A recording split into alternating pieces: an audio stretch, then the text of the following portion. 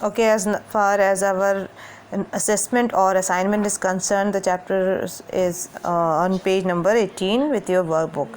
ठीक है, and question number 1 is which one of the following is a pollutant of the air, and the MCQs or the options are oxygen, water vapor, carbon monoxide and nitrogen. And you know that the most important pollutant which can cause air pollution is the carbon monoxide. Then which type of solution is found when sulfur dioxide dissolves in water?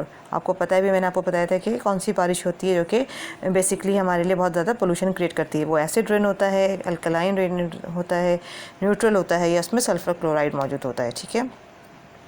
Then which of these substances can be form by burning fossil fuels.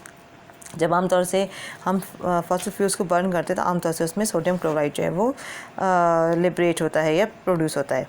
Which of this substances can help to cause a green house effect.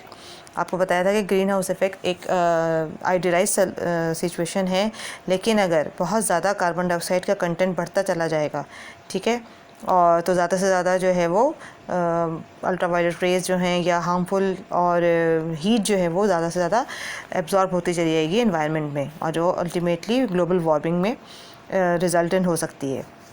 Then which of the following pollutants of the air causes the ozone layer.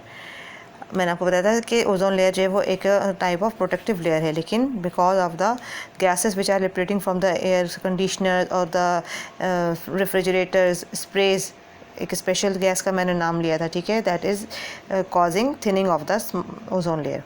Then where the hole in the ozone layer. अच्छा, एक बहुत बड़ा whole जो है वो develop होता चला जा रहा है तकरीबन अंटार्कटिका के बराबर, जो कि बहुत ज़्यादा ख़तरनाक हद तक बढ़ता ही चला जा रहा है, और इसको ना मज़ीद डिस्ट्रॉय होने से ना रोका गया तो वो डेफिनेटली बहुत तेज़ी के साथ ग्लोबल वार्मिंग बढ़ती चली जाएगी.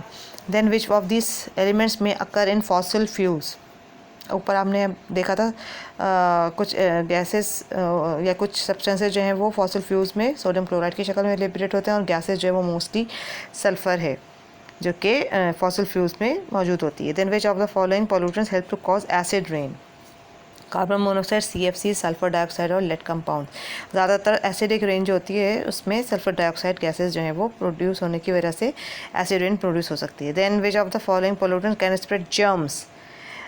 Farm chemicals, leaking oil from oil tankers, untreated human sewage और केमिकल वेस्ट फ्रॉम फैक्ट्री. ज़्यादातर सीवेज की वजह से बहुत ज़्यादा जर्म्स स्प्रेड हो सकते हैं.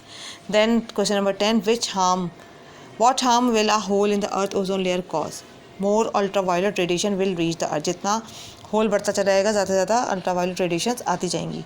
Then which of the following does not have a major role in the green house effect. अच्छा, इसमें कार्बन डाइऑक्साइड, मीथेन और नाइट्रस, ये तीनों ऐसी इंपॉर्टेंट गैसेस हैं जो कि ग्रीन हाउस इफेक्ट को बहुत ज़्यादा ग्रीन हाउस इफेक्ट होने में इम्पॉर्टेंट रोल प्ले करती हैं, लेकिन सिवाय CFCs के. Then which of the following will not result from global warming. किसकी वजह से ग्लोबल वार्मिंग इतना रिजल्ट नहीं हो रहा, ठीक है. Which one of the following will not result. Global warming की असल वजह जो है वो क्या नहीं है, वो उसकी option number D. Then why does deforestation make global warming worse. बहुत ज़्यादा डिफॉरेस्टेशन हमारी क्यों ख़तरनाक हो सकती है या ग्लोबल वार्मिंग को मज़ीद वर्स कर सकती है, because trees absorb moisture from the soil. Then question number 14, what is possible effect of global warming. आपको मैंने बताया था कि जितनी ज़्यादा गर्मी बढ़ती जाएगी एक वक्त आएगा कि बहुत ज़्यादा सैलाब आ जाएगा. Then which of the following is best description of particulates. The last one, tiny particles of solid matter in the air. And on page number 20, question number 16, which of the following are not caused or made worse by air pollution. आपको पता है asthma, bronchitis और नमूनिया तीनों जो है वो air pollution की वजह से हो सकते हैं. तो अब लेकिन डायबिटीज़ जो है उसका ताल्लुक पोल्यूशन से नहीं होता. So that was all for today's assignment.